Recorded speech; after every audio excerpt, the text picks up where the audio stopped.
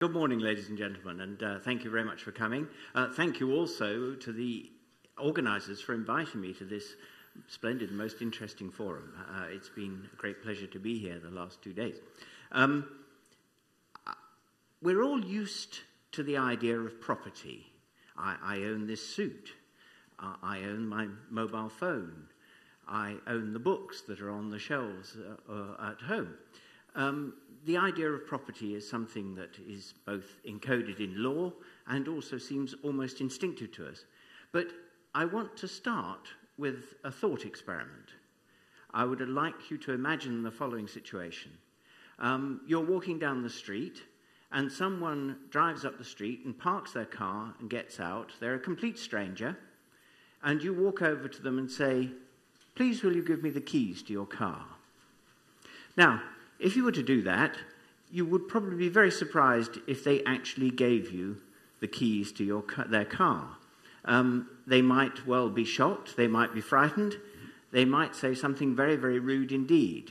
But the one thing that they'd be very unlikely to do is to give you their car keys. That's the first half of the thought experiment. Now, the second half of the thought experiment. Again, a little bit to do with transport. You're sitting on a train, and there is a stranger sitting next to you, but you happen to start a conversation.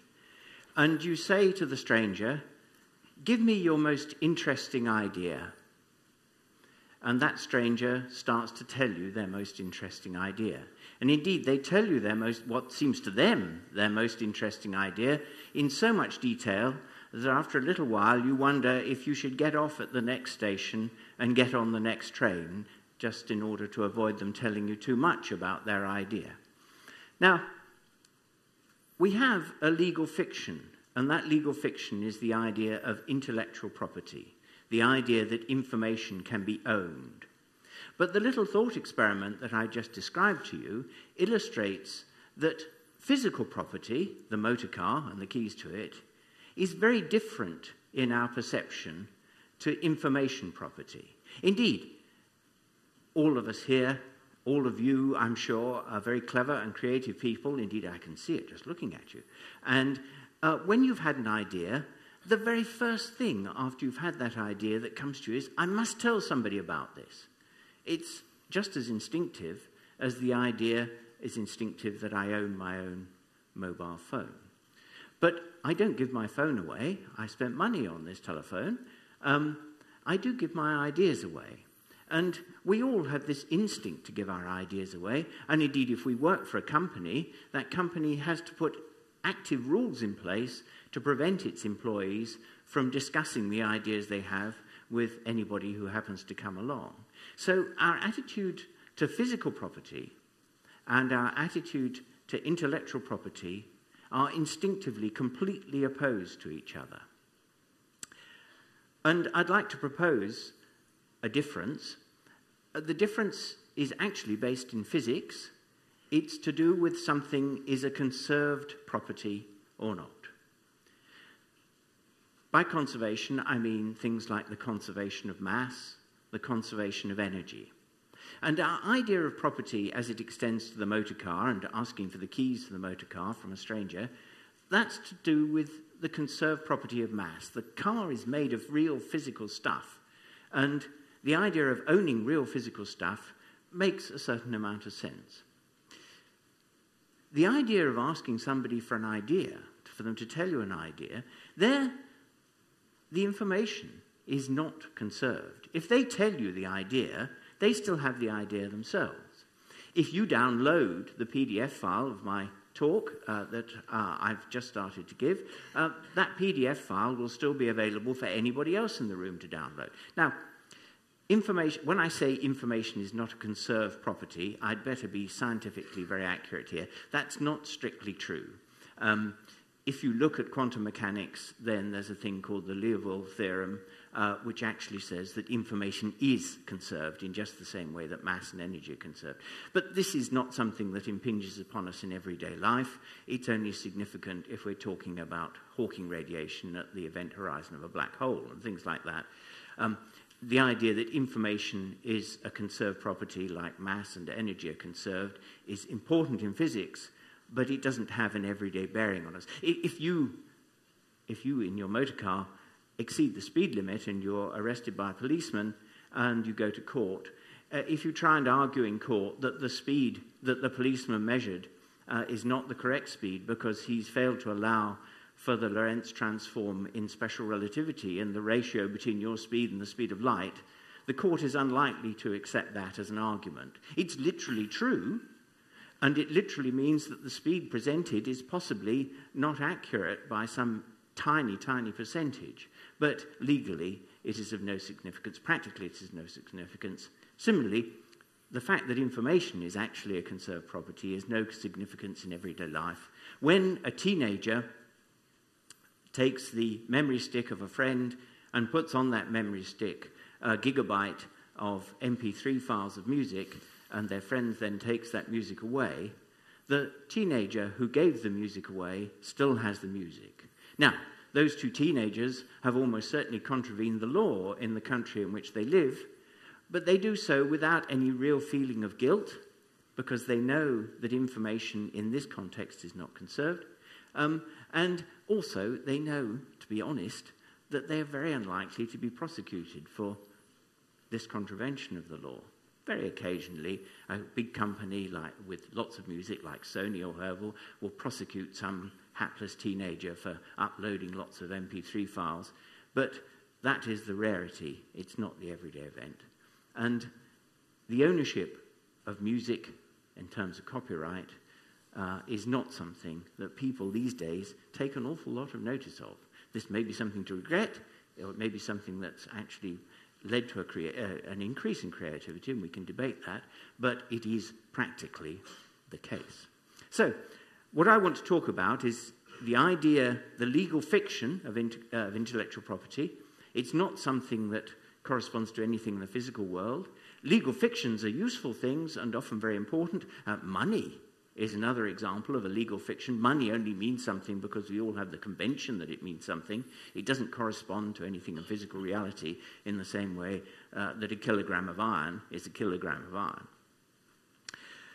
Okay, so I'm going to be talking about intellectual property and what we can do with it, ways in which it can be dealt with. In particular, I'm going to be talking about it as it relates to physical products, manufactured hardware. I'm not going to be talking about the intellectual property like copyright in music, which is entirely concerned with information. But as we shall see as the talk progresses, hardware, in all practical considerations, is actually software. And so the two, even though I'm going to start by making a distinction between them, come together a little bit later on. Okay, well, let's look at the law about intellectual property. And when it comes to hardware, the typical sort of law is, of course, a patent. You have a clever idea, and you fill out some forms, and the government, or possibly a supranational body, like in my case, the European Union, grants me a patent. And that means that I have exclusive rights for 19 years to use my idea.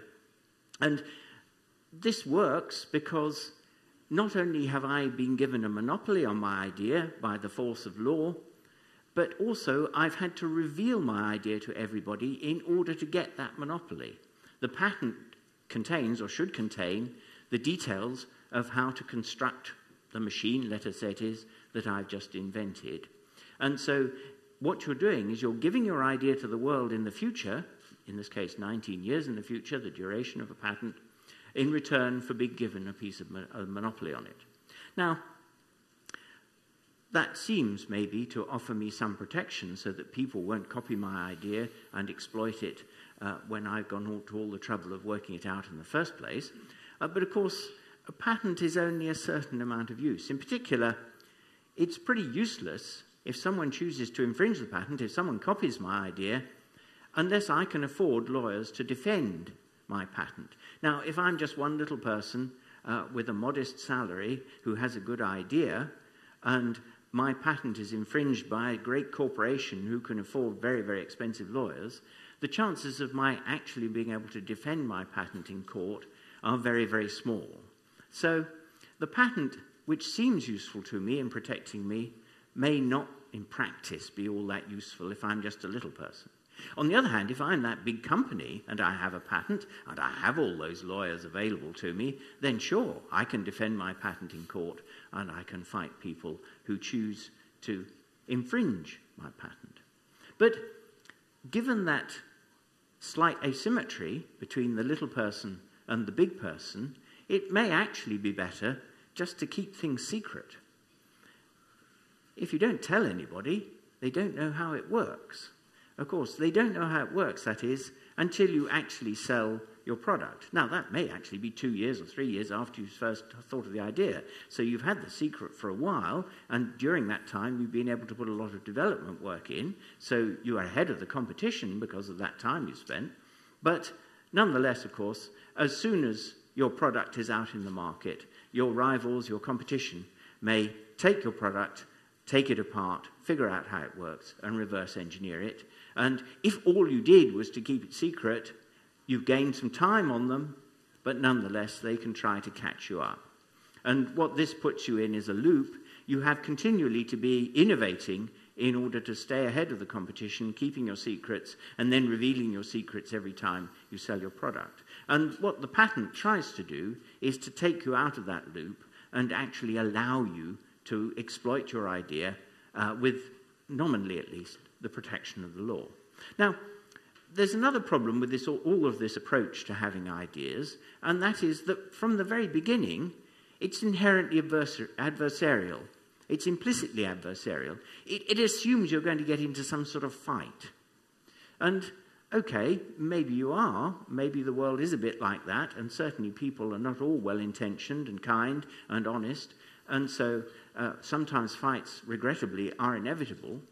But when you go through all this process that I've just described, what you're doing is you're setting yourself up to defend yourself in a fight, and that perhaps doesn't put you in the optimal frame of mind, maybe for collaborating with other people.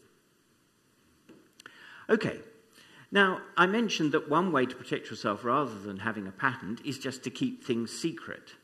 And if you stand back and look at the way that companies behave, both companies that have ideas or individuals that have ideas, and also companies that might try to steal those ideas, then you discover that the ideas are perhaps not as valuable as both the owner of the idea, if we can be said to own an idea, the owner of the idea and the company that's trying to take the idea think it is. In your case, you think your idea is very valuable. Sometimes, and here are some people doing some complicated and difficult research, having an idea, sometimes you think your idea is important because of a thing called the sunk cost fallacy. And this is a game theoretic fallacy that's very well understood by biologists and also people concerned with financial planning and so on. It's the idea that the amount of resources you put into something tells you how much you should put into it in the future in order to exploit it. So if you spent $1 million developing an idea, then that's a lot of money to put in. And if the idea isn't working so well, the fact that you've put that money in seems to tell you that you should be putting more effort and more money in to make it work, because otherwise you wasted that $1 million. Logically, that, which seems obvious to us, is actually fallacious. It's untrue. The amount of money you've invested in the past in anything is sunk, it's gone, you cannot retrieve it. Your decisions about the future should not be made on the basis of how much you paid in the past. It makes no logical sense to do so. And in fact, human beings are pretty much the only animals in nature that are subject to this fallacy. If you watch the way that other animals behave in the construction of nests that get destroyed, do they worry about reconstructing the nest more because they put a lot of effort into it? No, they don't. Human beings uniquely are subject to this fallacy, to this error.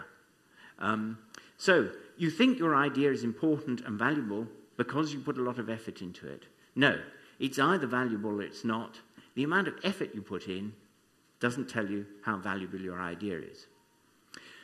From the point of view of rival companies who may wish to steal your idea, they are subject actually to the inverse problem.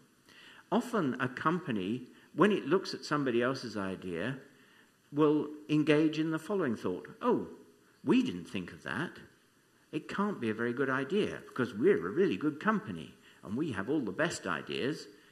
Company B, we're company A, company B over there, their ideas, they're not so good. Now, that's equally as illogical as the sunk cost fallacy. The idea that somebody else's idea is not as good as yours is just because they're them and you are you, and you're obviously very, very clever. That's complete nonsense. An idea is either valuable or it's not. Who invented it has no bearing whatsoever on its value. Occasionally, people who are not very clever at all have brilliant ideas just by chance. And their ideas are valuable, and they're no less valuable because the people who had them weren't necessarily very clever.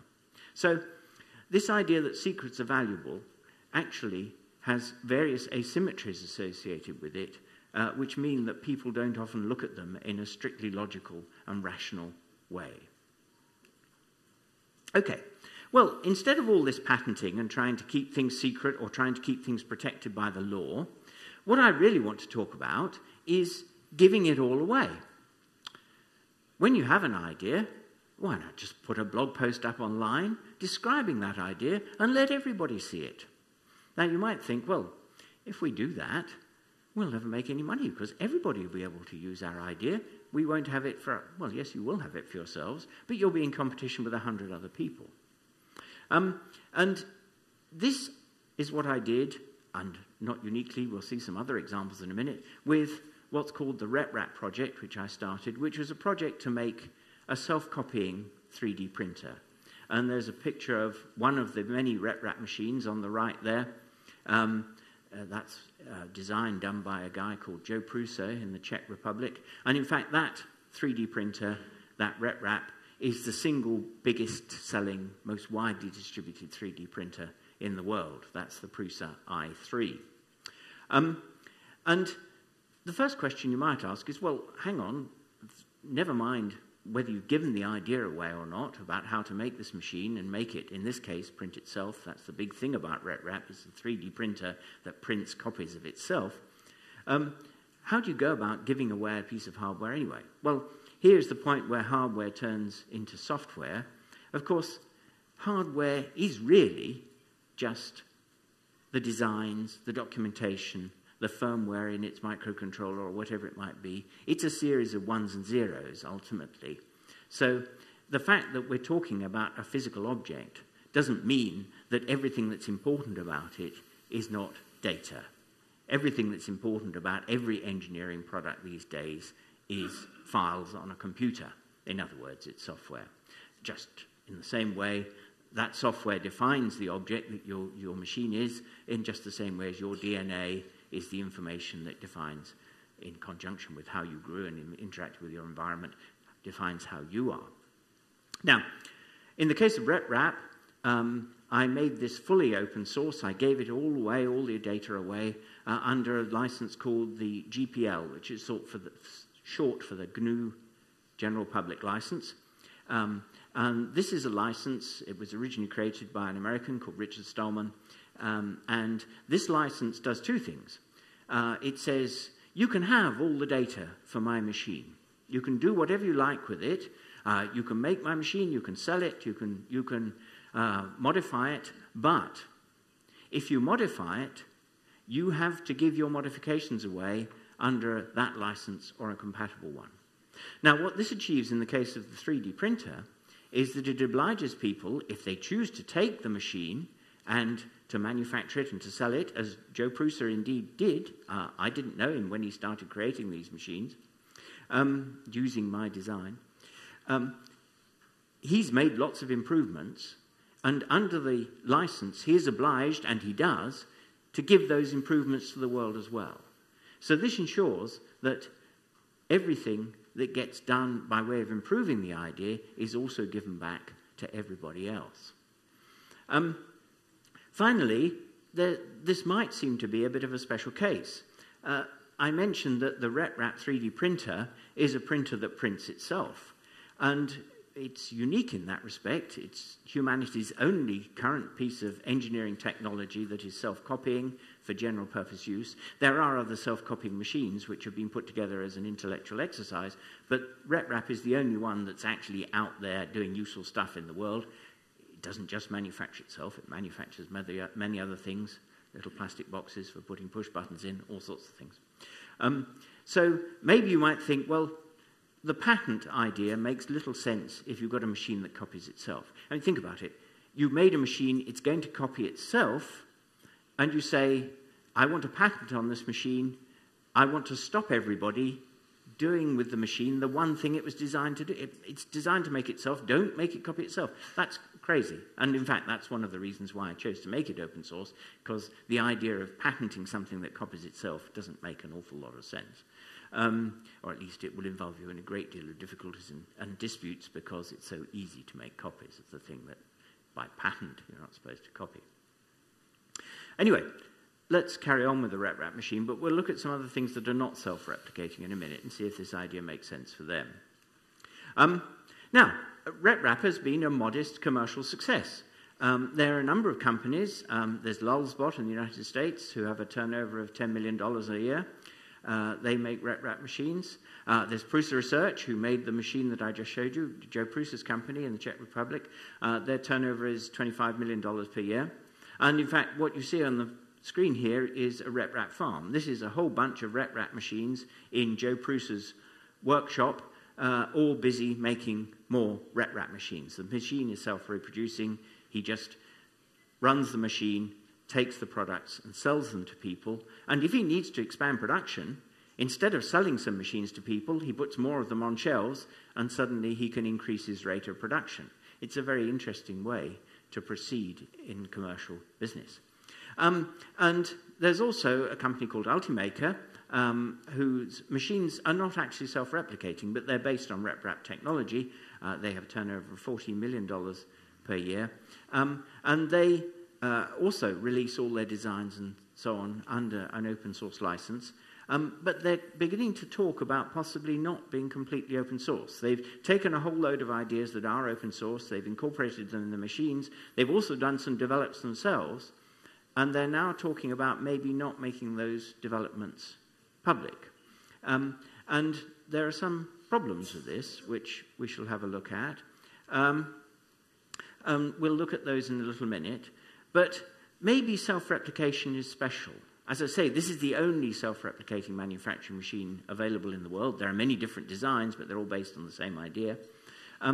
Perhaps we can't run open source companies in conventional engineering products that are not self-replicating. Well, there are many other engineering companies that produce products that have nothing to do with self-replication that are open source, and they work just fine. There's Adafruit in the United States, who was the company that's founded by the MIT engineer Limor Fried. She founded this company some years ago, and their turnover is $33 million per year. Now, these companies that I'm talking about, they're not the size of Ford or Toyota, of course, but there's nothing wrong with a company that has a $33 million turnover. That's a perfectly respectable enterprise. And there's Arduino, another electronics company that make microcontrollers, and they're fully open source as well, and their turnover is $30 million per year. So self-replication isn't special. These companies have open source products, all the designs are given away for them, and yet they make profit. And if you think about it, this is in a way not surprising. If I hold up this glass, I'll take a sip of water from it, excuse me. The company that made this glass made a profit by selling them to this hotel. They manufactured the glass, and they saw there's no intellectual property in this glass. It's a cylinder, it's got a flat base. The design is not special. Anyone in this room could do this design in 4 seconds. They used a series of pieces of glass-blowing technology to make this glass, which have been used in various forms for 2,000 years. There is no innovation in this glass. There is no intellectual property to protect, and yet the company that made it sold it, having worked out what it cost them to make and added a bit of profit for their shareholders. They sold it, and they're making a profit. And of course, the vast majority of products are like that. The tables at which you're sitting were made by a company who are making a profit selling tables. There's no intellectual property in a table. Almost every product that's manufactured and sold is manufactured and sold without the benefit of patents and intellectual property protection, simply because they're products that have been around for a long time. In the case of tables, they probably go back to before recorded history. So self-replication isn't special. You don't need a patent to make a profit because most products have no intellectual property in them. Now, I mentioned that Ultimaker, who make 3D printers, not self-replicating ones, are considering closing some of the open source products that they have. And this comes to a point about open source which is very interesting and perhaps rather important to consider, which is this. It's that social pressure is stronger than the mere law. If you have a patent, you have the backing of the law that says you have a monopoly. Now, as I mentioned earlier, it may cost you a lot of money to back up that in the courts, but nonetheless you have the law on your side. But MakerBot is an example of a 3D printer company that started out open source, but then got into a little bit of trouble. They were a completely open source company to start with, and the 3D printer that you can see on the top right here was their first machine. That was fully open source. But another company copied their machine, and this upset them rather. I should declare an interest here, incidentally. I was one of the people who put some of the founding money into MakerBot when they started, though I didn't have any control over the company. None of the decisions that it made were anything to do with me. And in response to this, MakerBot chose to go closed source. They chose to close off their designs and not release them to people. And the effect of this was very damaging on them, because people perceived them as acting unfairly. They perceived that they'd taken lots of data from the RepRap project, which was open source, and they'd closed it off.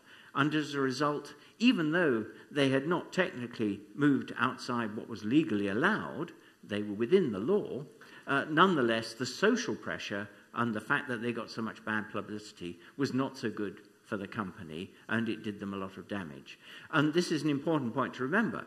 If you go open source, everybody thinks how generous you're being and looks upon you very favorably because they think you're acting in a responsible, social, and cohesive and inclusive way. If you then back off from that position, then people think you're behaving badly and maybe will stop buying your products. So once you go down this road, you can be socially tied into it, even though the law won't prevent you from going back on your original word. Then subsequently, MakerBot was sold to Stratasys, one of the biggest 3D printing companies in the world, and they lost their market-leading position. As I mentioned, Prusa's open source RepRap Prusa i3 machine sells many more machines than MakerBot now do. As I say, social opprobrium, the condemnation of society, actually did them quite a bit of damage. And indeed, so much so that MakerBot, and one of their later machines is shown bottom right here, is now talking about going open source, at least for some products again. But of course, as with always with reputation, if a person has a reputation for honesty, they may have spent many years building up that reputation for honesty. If they then suddenly tell a lie and are caught out in it and everybody thinks that they're a bad person, it's very difficult for them to get their reputation back. A reputation is much easier to lose than it is to regain, and so it is with people behaving apparently unfairly in the eyes of the open source community and the community in general. It's very difficult to get your position back once people think you're behaving badly. Okay, let's look at open source and what you lose and what you gain. I mentioned Arduino. Arduino make microcontrollers. There's on the left the Arduino Uno, which is one of the many microcontrollers they make. I use those all the time. I guess I probably buy 2 or 3 of these a month to do various experiments and other things with. I've got a drawer full of them. And anybody who wants can make a copy of this. On the right is a copy of the same machine. As you can see, the printed circuit has been slightly rearranged. The people who made the copy decided to change various bits of it, but the logic of it is exactly the same, and they got an awful lot of the design from the original Arduino Uno.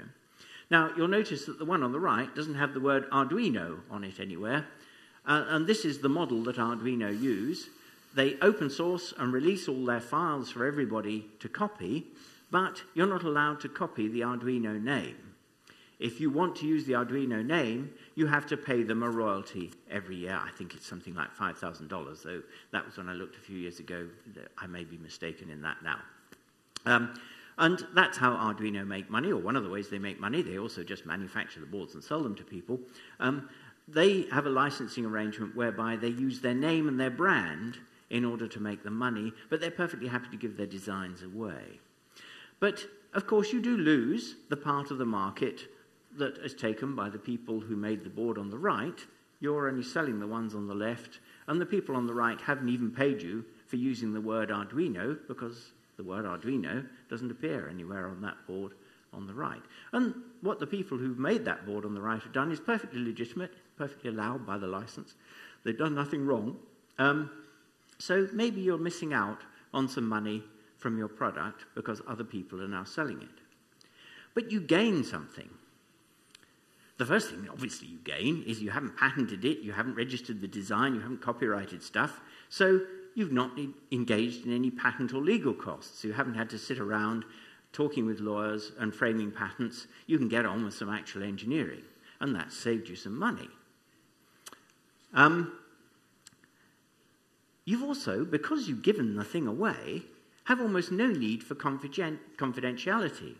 When you're talking about your product, if you've open sourced it, you don't talk under the basis of non-disclosure agreements, NDAs. You don't need those because, look, all the data's there. When somebody visits your factory, you don't have to have rules about taking their phones and cameras away so that they can't take pictures. You don't have to tell your employees that they're not allowed to talk about the products. They can talk about them with their friends if they want. The whole thing is more relaxed all round. Having run an open source company, I can say that this is actually significant. When you're working in the company, you don't have continually to be thinking about, oh, am I supposed to be talking about this to this person? Maybe it's a company secret, because there are no company secrets. You can talk to everybody about everything. And instead of everybody going around saying, oh, no, we mustn't talk, everybody can have a much more relaxed interactions with each other and with the outside world and with other companies and so on.